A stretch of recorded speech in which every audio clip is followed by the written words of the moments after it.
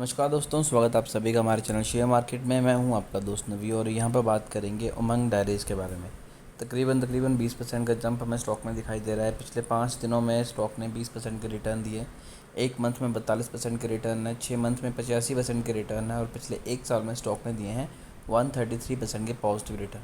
और आपको बहुत ज़बरदस्त चीज़ मैं बतानी चाहूँगा कि ये जो स्टॉक है ये अपने ऑल टाइम हाई के ऊपर ट्रेड कर रहा है और आज स्टॉक में जो वॉल्यूम है वो वॉल्यूम पिछले 3-4 महीनों में कभी भी इतना वॉल्यूम नहीं दिखाई दिया था। सिंपल सा रीज़न ये भी है कि कंपनी के आने वाले हैं result.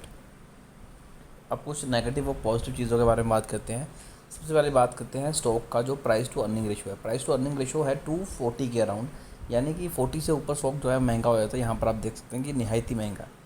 Return on capital employed 7.17 है, रिटर्न ऑन इक्विटी 2.90 है, तो दोनों ही काफ़ी ज़्यादा कम है।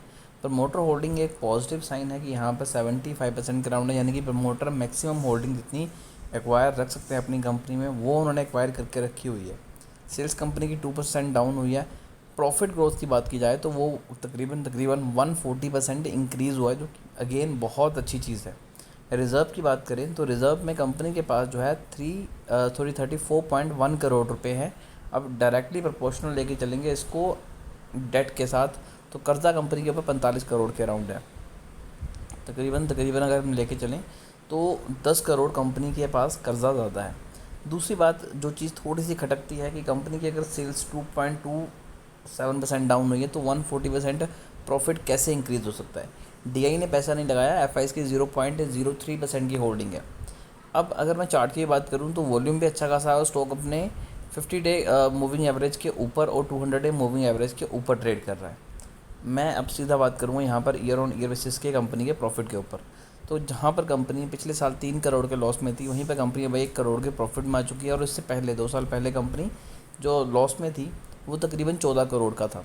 अब कंपनी की सेल्स तो बड़ी नहीं है तो कंपनी के पास पैसा आया कहाँ से, क्योंकि कंपनी की अगर सेल्स देखें तो वो लगातार हमें कम होती नज़र आ रही है। हाँ, कंपनी ने अपना एक्सपेंस कंट्रोल किया है, तो बेसिकली जो पैसा आया है वो आया है अदर इनकम में। 2 करोड़ कंपनी को अदर इनकम से भी पैसा आया हुआ है और कंपनी के टैक्सेस भी 3% हो गए हैं, जो कि पहले 34-35% के अराउंड थे।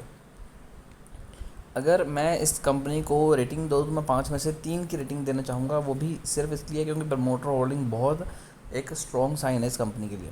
बाकी ओवरऑल चीज़ें डिसेंट चली हुई हैं, बीच में कुछ ना कुछ चीज़ें ऐसी हैं जो शायद आपको और मुझे नहीं पता, और उसके अगर मैं गेस करूं तो कंपनी के जो रिज़ल्ट हैं वो बेसिकली अच्छे आने की पूरी पूरी उम्मीद है। तभी यहाँ पर बाइंग इतनी ज़्यादा हो रही है और इन्वेस्टमेंट इतनी ज़्यादा इंक्रीज़ हो रही है, जिसकी वजह से वॉल्यूम बढ़ता हुआ जा रहा है। फिर भी इस शेयर को लेकर अगर आपकी कोई भी क्वेरी है तो कमेंट कीजिए, हमारी कोशिश होगी कि आपको एक अच्छी एडवाइस दें।